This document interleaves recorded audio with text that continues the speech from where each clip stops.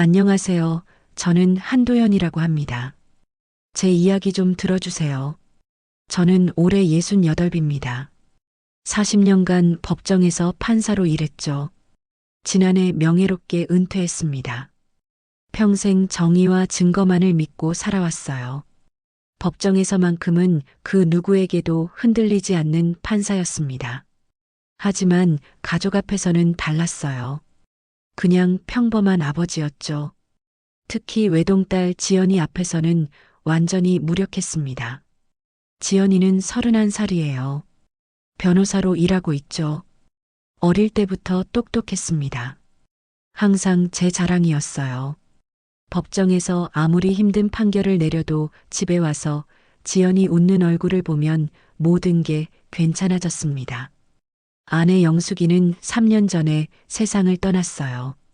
폐암이었습니다. 마지막까지 지연이 걱정만 했죠. 여보, 지연이가 좋은 사람 만나서 결혼할 때까지는 못 가겠어요. 그때는 농담인 줄 알았습니다. 하지만 정말 그랬어요. 영숙이는 지연이 결혼 문제가 해결되지 않은 채로는 눈을 감을 수 없다고 했거든요. 판사로 일하면서 수많은 사건을 봤습니다. 사기, 배임, 불륜, 살인까지 인간의 온갖 추악한 면을 다 봤죠. 그래서 더욱 가족의 소중함을 알았습니다. 법정에서는 차가운 이성으로 판단했지만 집에서는 따뜻한 감정으로 살려고 노력했어요. 지연이에게만큼은 세상의 더러운 면을 보여주고 싶지 않았거든요. 하지만 세상 일이 어디 제 뜻대로 되나요? 은퇴 후에는 주로 집에서 책을 읽거나 산책을 했습니다. 가끔 법무부나 법원에서 강연 요청이 오면 나가기도 했죠. 젊은 판사들이나 법대생들에게 경험담을 들려주는 일이었습니다. 증거가 없으면 추측은 금물입니다. 감정에 휩쓸리지 말고 오직 사실만 보세요. 늘 하던 말이었어요. 40년간 지켜온 원칙이었죠. 지연이는 요즘 들어 표정이 밝아졌습니다. 무언가 좋은 일이 있는 것 같았어요. 저녁 식사를 하면서도 자주 웃었거든요. 아빠, 요즘 뭔가 좋은 일 있어? 응, 좀 있으면 알게 될 거야. 수수께끼 같은 대답이었습니다. 뭔가 서프라이즈를 준비하고 있는 것 같았어요. 그런데 이상한 느낌이 들었습니다. 오랫동안 판사를 하다 보니 생긴 직감이었죠. 뭔가 숨기고 있는 사람을 보면 바로 알 수 있었거든요. 지연이가 뭔가 중요한 결정을 앞두고 있다는 느낌이었어요. 좋은 일이라고 했으니 나쁜 일은 아닐 텐데 왜인지 불안했습니다. 며칠 후 그 이유를 알게 됐어요. 어느 토요일 오후였습니다. 지연이가 집에 왔는데 웬 남자를 데리고 왔어요. 아빠, 소개할 사람이 있어. 키 크고 잘생긴 남자였습니다. 정장을 단정하게 입고 있었어요. 첫인상은 나쁘지 않았습니다. 안녕하세요. 김민호라고 합니다. 반갑습니다. 인사는 정중했어요. 하지만 뭔가 어색한 느낌이 들었습니다. 눈을 똑바로 보지 않더라고요. 민호 씨는 대기업에 다녀요. 그리고 지연이가 말을 멈췄습니다. 무언가 중요한 말을 하려는 것 같았어요. 그리고 저희가 결혼하기로 했어요. 깜짝 놀랐습니다. 전혀 모르고 있었거든요. 결혼이라고? 네, 아버님. 지연이를 정말 사랑합니다. 민호가 정중하게 인사했어요. 하지만 역시 제 눈을 똑바로 보지 않았습니다. 언제 결정한 일이냐? 최근에 결심했어요. 민호 오빠가 프러포즈 했거든요. 지연이가 행복해 보였어요. 하지만 저는 뭔가 석연치 않았습니다. 집안은 어떻게 되나요? 아버지께서 건설회사를 운영하세요. 꽤 큰 회사예요. 돈 많은 집안이라는 뜻이었죠. 하지만 그게 중요한 게 아니었습니다. 민호를 자세히 관찰했어요. 40년간 판사를 하면서 사람 보는 눈은 늘었거든요. 뭔가 숨기는 게 있는 사람들의 특징을 알고 있었습니다. 민호는 계속 시계를 쳐다봤어요. 그리고 핸드폰을 자주 확인했습니다. 누군가의 연락을 기다리는 것 같았어요. 언제 결혼할 생각이세요? 다음 달쯤 생각하고 있습니다. 너무 급작스러웠어요. 보통은 약혼하고 몇 개월은 준비 기간을 두는데 말이죠. 좀 빠른 것 아닌가? 저희가 서로 확신하니까요. 지연이가 대답했습니다. 하지만 민호는 여전히 불안해 보였어요. 저녁을 함께 먹었는데 민호가 중간중간 자리를 비웠습니다. 전화를 받으러 나간다고 했어요. 회사 일인가요? 네, 중요한 프로젝트가 있어서요. 하지만 목소리 톤이 이상했어요. 회사 일치고는 너무 다급했습니다. 지연이는 민호가 자리를 비운 사이에 저에게 말했어요. 아빠, 민호 오빠 어때? 글쎄, 좀 더 지켜봐야겠다. 왜? 뭔가 이상해? 아니다. 그냥 아빠 마음이지. 거짓말이었어요. 분명 뭔가 이상했거든요. 하지만 딸 앞에서 함부로 말할 수는 없었습니다. 민호가 돌아왔을 때 얼굴이 굳어 있었어요. 전화 내용이 좋지 않았던 모양이었습니다. 죄송합니다. 회사 일로 일찍 가봐야 할 것 같아요. 토요일 저녁에도 일해야 하나요? 급한 일이 생겨서요. 그렇게 민호는 서둘러 돌아갔습니다. 뒤에서 지연이가 아쉬워했어요. 아빠, 민호 오빠가 일 때문에 바쁜 거야. 이해해줘. 그래, 이해한다. 하지만 마음 한구석이 불편했어요. 뭔가 감추고 있는 게 분명했거든요. 며칠 후 옛 동료에게서 연락이 왔어요. 검사 출신인 이정민이었습니다. 도연아, 나 좀 만나자. 무슨 일이야? 전화로는 말 못하겠어. 직접 만나서 이야기하자. 심각한 목소리였어요. 이정민과는 30년 넘게 알고 지낸 사이였거든요. 이런 식으로 연락한 적은 처음이었습니다. 다음 날 만났는데 표정이 어두웠어요. 도연아, 내 딸 결혼한다며? 응, 그런데 그걸 어떻게 알아? 김민호라는 놈하고 깜짝 놀랐습니다. 민호를 어떻게 알고 있는 거죠? 왜 그래? 무슨 일 있어? 이정민이 조심스럽게 말했어요. 그놈이 다른 여자가 있어. 충격이었습니다. 뭐라고? 내 후배가 목격했어.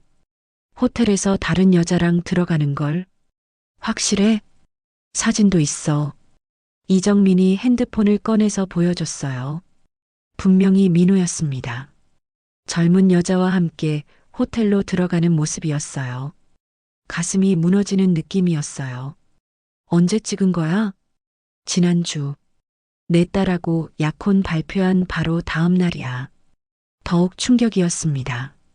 약혼 발표 다음 날에 다른 여자와 호텔에 갔다고요?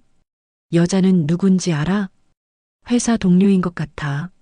나이는 한 26 정도 되어 보이더라. 말이 안 됐어요.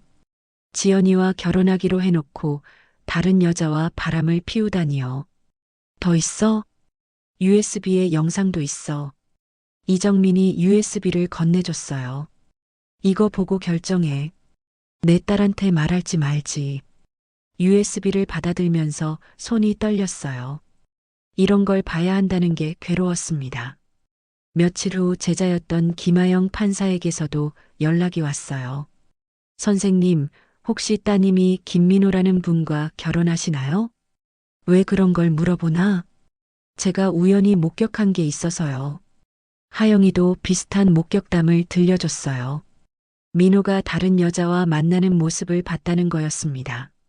선생님, 어떻게 하실 건가요? 일단 더 확인해 봐야겠다. 혹시 도움이 필요하시면 언제든 연락하세요.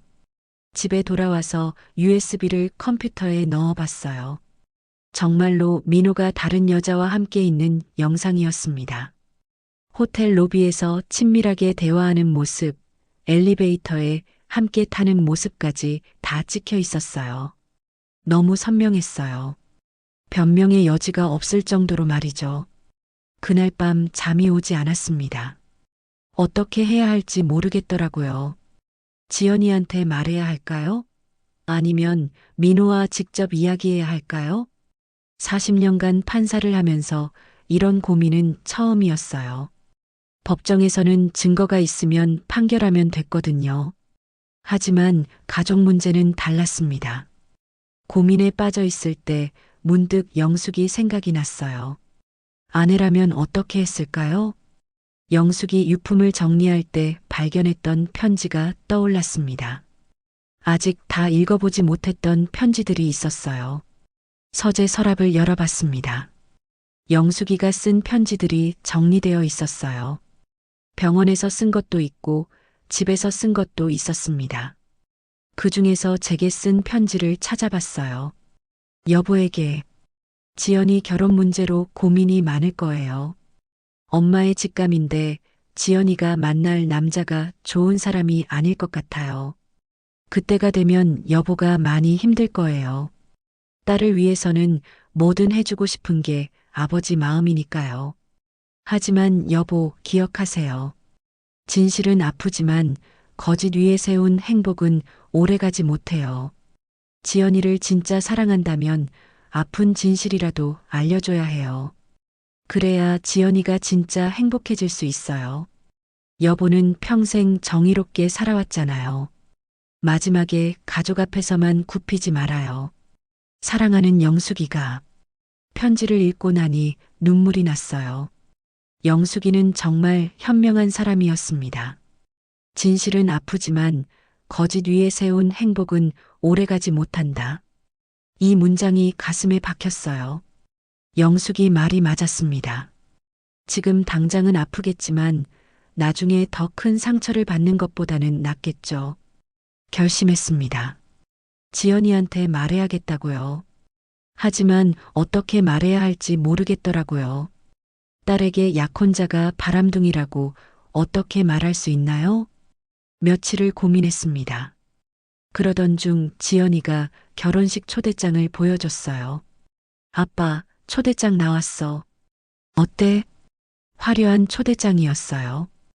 호텔에서 하는 웨딩이었습니다. 날짜가 다음 주네? 응, 급하게 결정한 거야. 왜 이렇게 급하게 하려는 걸까요? 뭔가 숨기려는 게 있는 것 같았어요. 지연아, 민호 씨와 이야기 좀 해봐야겠다. 무슨 이야기? 결혼 전에 확인할 게 있어서. 아빠, 혹시 민호 오빠를 못마땅해 하는 거야? 그런 게 아니라. 아빠는 항상 그래. 너무 꼼꼼하게 따져. 지연이가 삐졌어요. 하지만 이건 따지고 말고 할 문제가 아니었습니다. 그날 밤 또 영숙이 편지를 읽어봤어요. 다른 편지에도 비슷한 내용이 있었습니다. 가족을 사랑하는 것과 가족을 망치는 건 다른 일이에요. 진실을 숨기는 게 사랑이 아니에요. 맞는 말이었어요. 지연이를 진짜 사랑한다면 아픈 진실이라도 알려줘야 했습니다. 결혼식 날이 다가왔어요.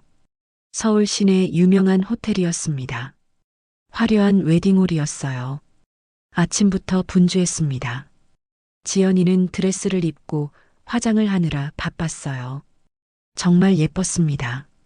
하지만 제 마음은 편하지 않았어요. USB를 양복 안주머니에 넣고 갔습니다. 마지막 결정을 위해서였어요. 웨딩홀에는 벌써 많은 사람이 와 있었어요. 친척들, 친구들, 동료들까지. 신랑 쪽에서도 많이 왔더라고요. 정말 큰 결혼식이었습니다. 민호의 아버지를 만났어요. 건설회사 사장이라고 했는데 인상이 험악했습니다. 사돈어른 반갑습니다. 네, 잘 부탁드립니다. 악수를 나눴는데 뭔가 어색했어요. 민호의 어머니도 마찬가지였습니다. 뭔가 숨기는 듯한 표정이었어요. 신랑 쪽 하객들을 보니 대부분 사업가들 같았어요. 돈 냄새가 물씬 나는 사람들이었습니다. 반면 저희 쪽은 법조인들이 많았어요.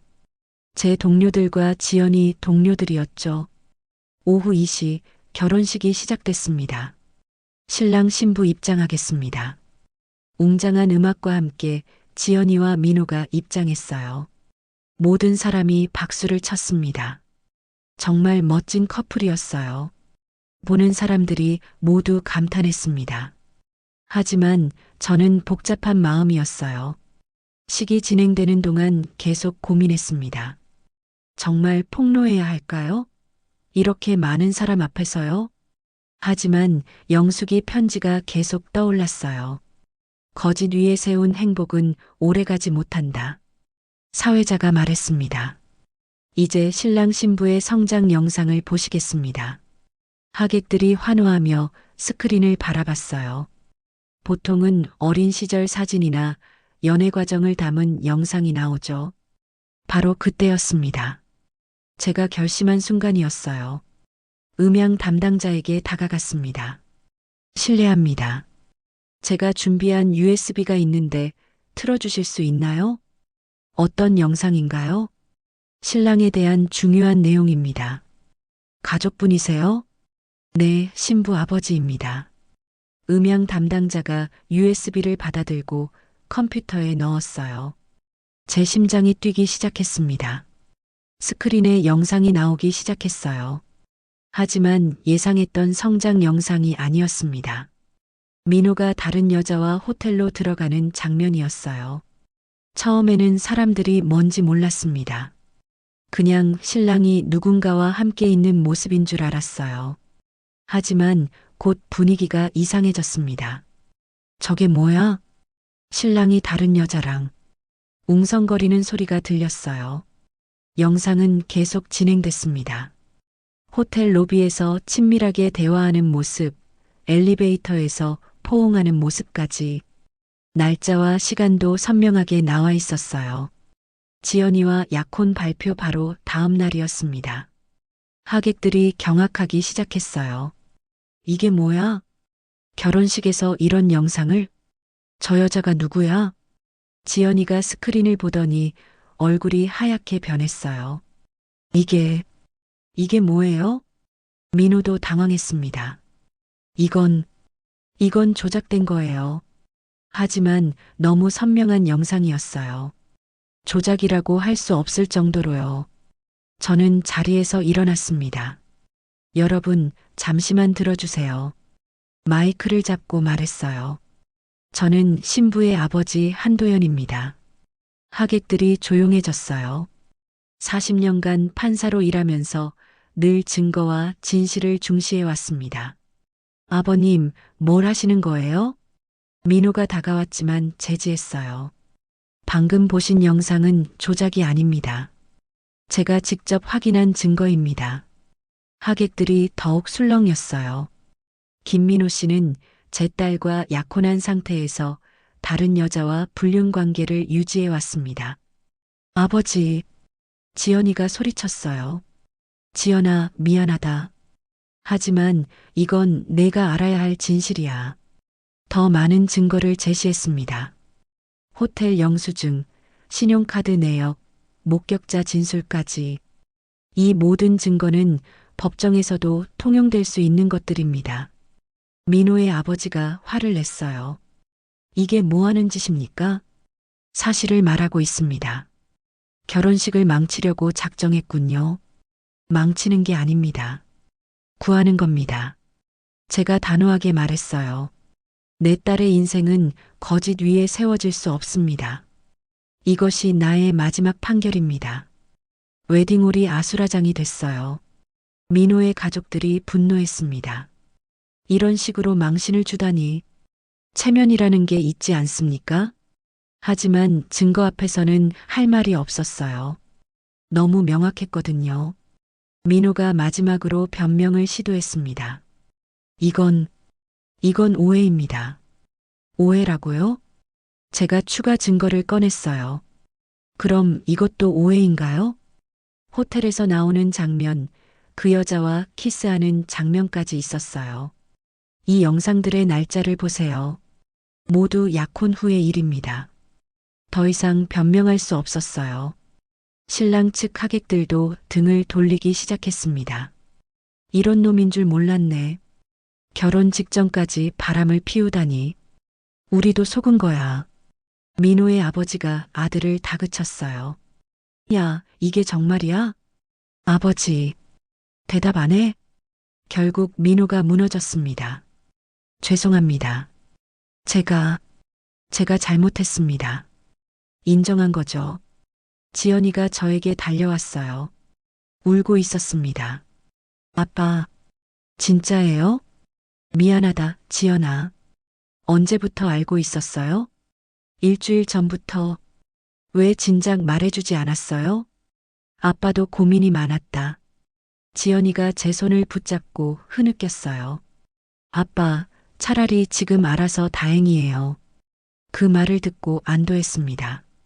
올바른 선택을 한 것 같았어요. 결혼 후에 알았다면 생각만 해도 끔찍해요. 민호가 다가와서 사과했습니다. 지연아, 미안해. 정말 미안해. 하지만 지연이는 쳐다보지도 않았어요. 가세요. 다시는 제 앞에 나타나지 마세요. 지연이의 목소리는 차가웠습니다. 하객들이 하나둘 자리를 떠나기 시작했어요. 결혼식은 완전히 망가졌죠. 하지만 후회하지 않았습니다. 민호의 어머니가 저에게 다가왔어요. 사돈어른, 이렇게까지 하실 필요가 있었나요? 제 딸을 지키기 위해서였습니다. 체면도 생각해야죠. 체면보다 진실이 더 중요합니다. 그 순간 깨달았어요. 이 사람들은 진실보다 체면을 더 중시하는구나 하고요. 민호 가족들이 황급히 자리를 떠났습니다. 마지막까지 사과 한마디 없이 말이죠. 저희 쪽 하객들은 오히려 저를 격려해줬어요. 잘하셨습니다, 판사님. 용기 있는 결정이었어요. 지연이를 지키셨네요. 특히 법조인 동료들이 많이 지지해줬습니다. 그들은 증거의 힘을 알고 있었거든요. 이정민이 다가와서 말했어요. 도연아, 힘들었지? 응, 하지만 옳은 일이었어. 지연이도 나중에 고마워할 거야. 웨딩홀을 정리하면서 지연이와 이야기했습니다. 지연아, 괜찮니? 아직은 충격이에요. 하지만 알게 되어서 다행이에요. 아빠를 원망하지 않니? 아니에요. 아빠가 저를 지켜주신 거예요. 지연이가 제 품에 안겼어요. 오랜만에 아빠와 딸이 된 기분이었습니다. 앞으로 어떻게 할 거야? 일단 회사 일에 집중할게요. 그리고 시간을 갖고 생각해 볼게요. 현명한 결정이었어요. 그날 저녁 집에 돌아와서 영숙이 영정 앞에 앉았습니다. 여보, 잘했지? 영정 속의 영숙이가 미소 짓는 것 같았어요. 결혼식 사건 후 며칠이 지났습니다. 소문이 빠르게 퍼졌어요. 법조계에서는 제 결정을 높이 평가하는 분위기였습니다. 하지만 일부에서는 비판도 있었어요. 결혼식장에서 그럴 필요가 있었나? 좀 더 조용히 처리할 방법이 있었을 텐데. 하지만 저는 후회하지 않았습니다. 그때가 유일한 기회였거든요. 며칠 후 법대에서 강연 요청이 왔어요. 학생들에게 해줄 이야기가 있었습니다. 강의실에는 100여 명의 학생이 와 있었어요. 다들 호기심 어린 눈으로 저를 바라봤습니다. 안녕하세요. 한도연 전 판사입니다. 박수가 나왔어요. 오늘은 여러분에게 판사로서의 경험과 최근 있었던 일에 대해 말씀드리려고 합니다.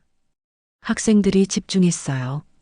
아마 결혼식 이야기를 기대하고 있었을 겁니다. 40년간 판사를 하면서 무수히 많은 사건을 다뤘습니다. 그 중에서 가장 어려웠던 것은 가족 관련 사건이었어요. 왜 그렇습니까? 한 학생이 질문했어요. 감정과 이성 사이에서 갈등하게 되거든요. 하지만 법관은 언제나 이성을 선택해야 합니다. 최근 일에 대해서도 이야기했어요. 며칠 전 제 딸의 결혼식에서 중요한 결정을 내렸습니다. 학생들이 더욱 집중했어요. 신랑의 불륜 증거를 공개한 일이었습니다. 힘들지 않으셨나요? 물론 힘들었습니다. 하지만 옳은 일이었어요. 왜 그렇게 생각하세요? 거짓은 반드시 드러나기 때문입니다. 때로는 가장 아픈 자리에서조차 말이에요. 학생들이 진지하게 들었어요. 법관이 되실 여러분에게 당부하고 싶은 게 있습니다. 무엇입니까? 증거를 믿으세요. 감정에 휩쓸리지 마세요. 그리고 진실을 두려워하지 마세요. 강연이 끝나고 많은 학생이 질문했어요. 교수님, 가족이라도 법적으로 접근해야 하나요? 가족이기 때문에 더욱 정의로워야 합니다. 사랑한다는 이유로 잘못을 덮어주는 건 진짜 사랑이 아니에요. 후회는 정말 안 하세요? 전혀요. 제 딸을 지켰거든요. 집에 돌아와서 지연이와 저녁을 먹었습니다. 아빠, 오늘 강연 어땠어요? 좋았어. 학생들이 진지하게 들어주더라. 저도 아빠가 자랑스러워요. 정말? 네, 옳은 일을 하셨으니까요. 지연이는 이제 완전히 회복된 것 같았어요. 오히려 전보다 더 당당해 보였습니다. 앞으로 연애는 어떻게 할 거야? 천천히 할게요. 이번 일로 많이 배웠거든요. 뭘 배웠는데? 사람을 제대로 봐야 한다는 거요. 그리고 아빠처럼 원칙을 지키는 게 중요하다는 것도요. 뿌듯했습니다. 그날 밤 영숙이 편지를 다시 읽어봤어요. 진실은 아프지만 거짓 위에 세운 행복은 오래가지 못해요. 정말 맞는 말이었습니다. 며칠 후 민호에게서 연락이 왔어요. 아버님, 죄송합니다. 뭐가 죄송하다는 거니? 제가 정말 잘못했습니다. 지금 와서 사과해서 뭐가 달라지나? 그래도 말씀드리고 싶었습니다. 그래, 알겠다. 전화를 끊고 나서 생각했어요. 민호도 이번 일로 뭔가 깨달았을 것 같았습니다. 판사로 일하면서 늘 생각했던 게 있어요. 판결의 목적은 처벌이 아니라 교육이라는 것이요. 이번 일도 마찬가지였습니다. 민호를 망치려던 게 아니라 잘못을 깨닫게 하려던 거였어요. 며칠 후 이정민이 소식을 전해줬습니다. 도연아, 민호 그놈이 회사 그만뒀대. 그래. 성찰의 시간을 갖겠다고 하더라. 잘된 일이네. 그리고 그 여자하고도 헤어졌다고 해. 완전히 정리된 셈이었죠. 한 달 후 지연이가 말했어요. 아빠, 민호 오빠에게서 편지가 왔어요. 뭐라고 하던? 진심으로 사과한다고, 그리고 아빠께 감사하다고 써 있어요. 감사하다고?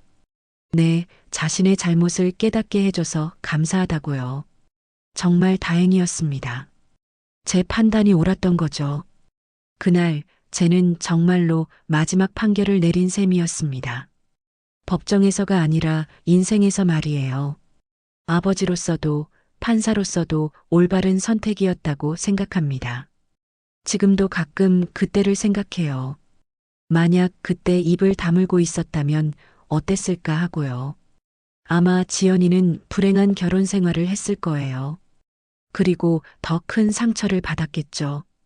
때로는 아픈 진실이 달콤한 거짓보다 낫습니다.